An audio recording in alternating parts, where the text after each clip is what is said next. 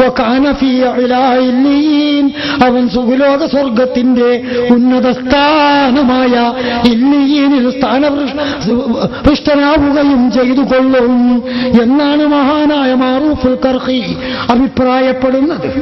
ഇത് നമുക്കൊക്കെ അറിയാമല്ലോ. യമൻകാരനായ നമ്മളൊക്കെ ഇർഷാദുൽ യാഫിഈ ഓതാറില്ലേ?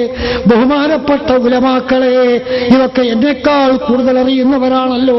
എന്റെ മുന്നിലിരിക്കുന്ന നിങ്ങൾ മടയന്മാരല്ലല്ലോ. ബഹുമാനപ്പെട്ട ഉസ്താദുമാര് ഇർഷാദുൽ യാഫിഈ ഓതിയവരാണല്ലോ.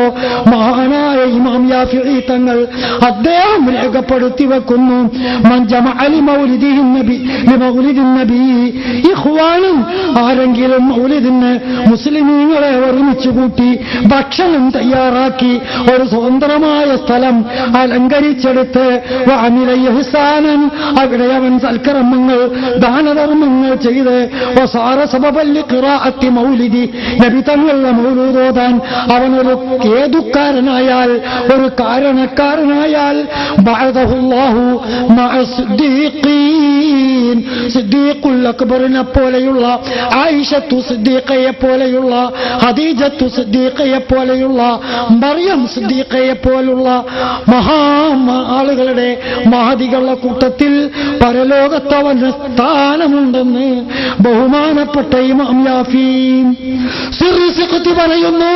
ആരാണിവരൊക്കെ? ഇവരെ കുറിച്ച് പരിചയപ്പെടുത്തണമെങ്കിൽ ഓരോ മണിക്കൂർ ഓരോരുത്തരെ കുറിച്ച് പരിചയപ്പെടുത്താൻ വേണം. മുസ്ലിം ചരിത്രത്തിൽ ഇവരെക്കാളൊന്നും വലിയവർ അവരുടെ കാലത്ത് മറ്റൊരുത്തനില്ല എന്ന് ചുരുക്കത്തിൽ മനസ്സിലാക്കുക. ഇൽമിലും വറഇലും തസവ്വുഫിലും ഫിഖ്ഹിലും ഹദീസിലും ഖുർആനിലും തഫ്സീറിലും അഖീദയിലും എല്ലാം തന്നെ ഇവർ അഅ്ലാ മർത്തബകൾ അലങ്കരിച്ചവരാണ്. മഹാനായ സുറിസുഖ്തിയും അത് തന്നെ പറയുന്നു. മൻഖസദ മൗലിഅൻ യുഖറഉ ഫീഹി മൗലിദുൻ നബി, നബി തങ്ങളുടെ മൗലിദ് ഓതുന്നിടത്തേക്ക് പോകാൻ ഉദ്ദേശിച്ചുകൊണ്ട് ഒരാൾ നടന്നാൽ ഫഖദ് ഖസദ റൗളത്തൻ മിൻ റിയാദിൽ ജന്ന, അവൻ സുഖലോക സ്വർഗത്തിന്റെ ഒരു പൂങ്കാവനത്തിലേക്കാണ് നടക്കുന്നത്. മഹാനായ സുൽത്താനുൽ ആരിഫീൻ ജലാലുദ്ദീൻ സുയൂത്തിയും അത് തന്നെ പറയുന്നു. അതൊക്കെ വിശദീകരിക്കാൻ സമയമല്ല, മൗലൂദുമ തന്നെ തൂങ്ങിയ ഒരു മണിക്കൂർ അങ്ങനെ തന്നെയാണ് പോകും. ഇനി അത് പോട്ടെ, ഇതൊക്കെ നമ്മളെ നേതാക്കൾ, ആ പട്ടിക കുറേ ഉണ്ട്. ഞാൻ ചുരുക്കുകയാണ്, കാരണം എന്റെ സംസാരം നീണ്ടുപോകുമോ എന്ന് ഭയന്ന്. രണ്ട് കാര്യങ്ങളാണ് എനിക്ക് നിങ്ങളോട് പറയാനുള്ളത്. അതിലത്തെ ഒന്നായത് സ്ത്രീകൾക്ക് വേണ്ടിയാണ് അവതരിപ്പിക്കുന്നത്. ഇനി ഇവിടുത്തെ മുജാഹിദുകൾ എന്ന് പറഞ്ഞാൽ 1921 ശേഷം ഇവിടെ വന്ന് ഇസ്ലാമിന്റെ പരമ്പരാഗതമായ വിശ്വാസങ്ങളെയും ആചാരങ്ങളെയും ഒക്കെ ചോദ്യം ചെയ്ത് നവീനമായ പലതും കണ്ടുപിടിച്ച മുജാഹിദ് പ്രസ്ഥാനം, ആ മുജാഹിദ് പ്രസ്ഥാനത്തിന്റെ ഷെയ്ഖുൽ ഇസ്ലാമാണ് ഇബ്നു തൈമിയ. ഇബ്നു കസീറിന്റെ ഒക്കെ ഉസ്താദാണ്, ഗുരുവാണ്. അദ്ദേഹത്തെക്കാൾ വലിയ ഒരു ഷെയ്ഖുൽ ഇസ്ലാം മുജാഹിദുകളെ സംബന്ധിച്ചിടത്തോളം ഈ ലോകത്ത് കണ്ടെത്താൻ കഴിയില്ല. ആരെങ്കിലും മുജാഹിദ് ആശയക്കാരുണ്ടെങ്കിൽ ഇത് ശ്രദ്ധിക്കുക. എന്റെ ഈ വാക്ക് നിങ്ങൾ നോട്ട് ചെയ്യുക.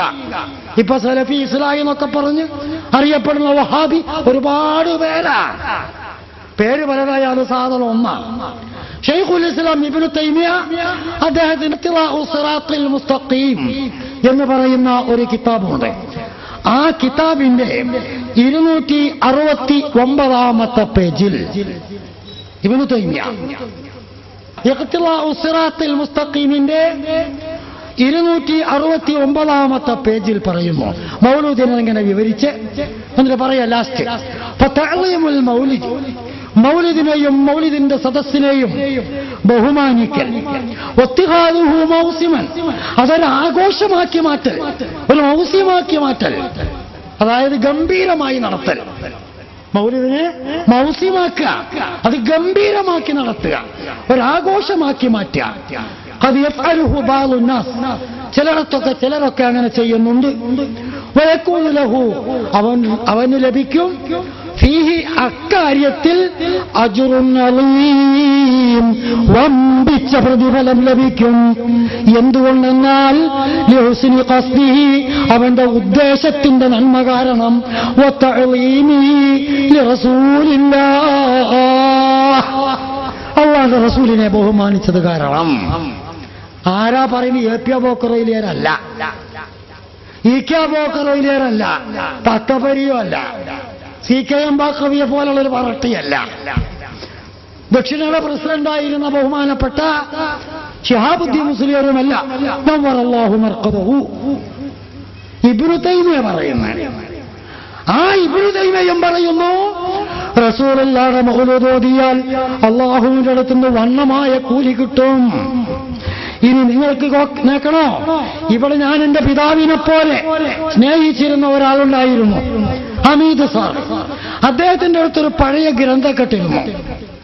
ഒരിക്കൽ ഞാൻ ആ വീട്ടിൽ ചെന്ന് ഇങ്ങനെ സംസാരിച്ചപ്പോ ഞാനത് നോക്കിയപ്പോ പഴയ അൽ മുർഷിദ അത് ബൈൻഡ് ചെയ്ത് വെച്ചിരിക്കുക, വഹാബികളുടെ കിതാബ അൽ മുർഷിദ്.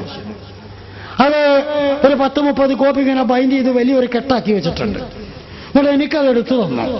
അവിടെ ഇങ്ങോട്ട് പറഞ്ഞു, ഞാനിത് നിങ്ങൾക്ക് തരാം, എനിക്ക് വായിക്കാനും പഠിക്കാനും പറ്റുന്ന ഒരു പുസ്തകം നിങ്ങൾ എനിക്ക് തരണമെന്ന് പറഞ്ഞു.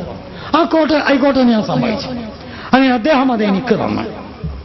ഞാൻ ഖസസുൽ അംബിയ എന്ന് പറയുന്ന മലയാളത്തിലുള്ള വലിയൊരു പുസ്തകം, അന്ന് നല്ലൊരു വില കൊടുക്കണതിന്, അത് വാങ്ങിക്കൊണ്ടുവന്ന് അദ്ദേഹത്തിനും കൊടുത്തു.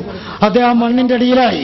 അവരൊക്കെ മുഅ്മിനീങ്ങളാ, അവരൊന്നും ഈ ലോകത്ത് നശിച്ചു പോകുന്നവരല്ല, മണ്ണിലും വിണ്ണിലും നശിക്കാത്ത ശരീരങ്ങളാ അവരെ പോലെ, കാരണം മുഅ്മിനീങ്ങളാ.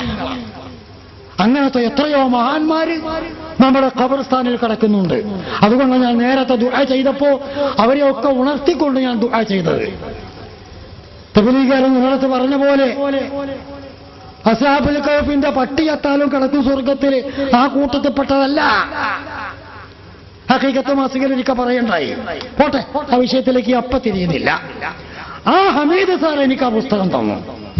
ആ പുസ്തകത്തിൽ അൽ മുർഷിദിൽ കെ എം മൗലവി എന്ന് പറയുന്ന മുജാഹിദിന്റെ അന്നത്തെ അനിഷേധ്യ നേതാവ്, അദ്ദേഹം അതിന്റെ ലക്കം 1, പുസ്തകം 3, ലക്കം 1, പേജ് 12 കെ എം മൗലവി എഴുതുന്നു, ഇങ്ങനെയുള്ള ഒരു മഹാത്മാവ്, റസൂലുള്ളാഹിനെ അങ്ങനെ വർണ്ണിച്ചിട്ട്, ഇങ്ങനെയുള്ള ഒരു മഹാത്മാവ് ഭൂജാതനായിട്ടുള്ള റബീഉൽ അവ്വൽ മാസം വരുമ്പോൾ ആ പുണ്യപുരുഷനെ അനുകരിക്കുന്ന ഒരു ജനവിഭാഗം എങ്ങനെ സന്തോഷിക്കാതിരിക്കാനാണ്?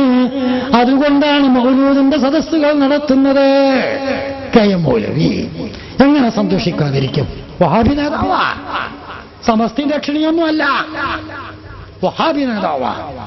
കെ എം മൗലവിയേക്കാണ് വലിയ മുജാഹിദ് ഇപ്പോ ലോകത്തെവിടെയെങ്കിലും ജീവിച്ചിരിപ്പുണ്ടോ? അത് കേരളത്തിൽ എവിടെയെങ്കിലും ജീവിച്ചിരിപ്പുണ്ടോ? അതങ്ങനെ ഇരിക്കട്ടെ. ഇനി അൽ മനാർ പുസ്തകം 4, ലക്കം 15-16, 1953 ഡിസംബർ കോപ്പി. അതിൽ പറയുന്നു, ഈ വിഷയത്തിൽ, അതായത് മൗലിദിന്റെ വിഷയത്തിൽ മുജാഹിദീങ്ങൾ പറയാ, ഈ വിഷയത്തിൽ ഇമാം സുയൂത്തി ഇങ്ങനെ പറയുന്നു, ഖുർആനിൽ നിന്ന് ഏതാനും ഭാഗം ഓതുകയും തിരുനബിയെ വർണ്ണിക്കുകയും തിരുനബിയുടെ ജനനത്തെ പറ്റിയുള്ള വാർത്തകളും മറ്റും വിവരിക്കുകയും അനന്തരം ആഹാരം കഴിച്ച് പിരിയുകയുമാണെങ്കിൽ അത് ഒരു നല്ല ആചാരമാകുന്നു. ആര് പറയുന്നു? അൽ മനാറിലെ വഹാബികളുടെ ബുഖാരിയ അൽ മനാർ, ആ അൽ മനാറിൽ രേഖപ്പെടുത്തുന്നു. ഇനിയും നിങ്ങൾക്ക് കേൾക്കണോ? അൽ മുർഷിദിൽ തന്നെ മറ്റൊരിടത്ത് ഇങ്ങനെ നമുക്ക് വായിക്കാൻ കഴിയും. എന്നാൽ കുറച്ചു കാലം മുമ്പ് വരെ മഹാത്മാവിന്റെ മഹാത്മ്യത്തെക്കുറിച്ച്, അള്ളാഹുവിന്റെ റസൂലിന്റെ മഹാത്മ്യത്തെക്കുറിച്ച് അറിയാനും പഠിക്കാനുമുള്ള യാതൊരു സൗകര്യവും കേരളക്കരയിലുണ്ടായിരുന്നില്ല. എന്താ ശാസ്ത്രീയ പശ്ചാത്തലം വളരെ കുറവായിരുന്നു. റബീഉൽ അവ്വൽ മാസം വരുമ്പോൾ മൗലിദ് ഭംഗിയായി ഓദിക്കുന്ന സമ്പ്രദായം നമ്മുടെ ഇടയിൽ ഉണ്ടായിരുന്നു, പണ്ടേ ഉണ്ടായിരുന്നു. എങ്കിലും അത് അറബി ഭാഷയിലായതുകൊണ്ട് പറയത്തക്ക ഫലമൊന്നും ഉണ്ടായിരുന്നില്ല. എന്നാൽ ഇടക്കാലത്ത് ചില സ്ഥലങ്ങളിൽ അർത്ഥം പറഞ്ഞ് മൗലിദ്, മങ്കൂസ് മൗലിദ്,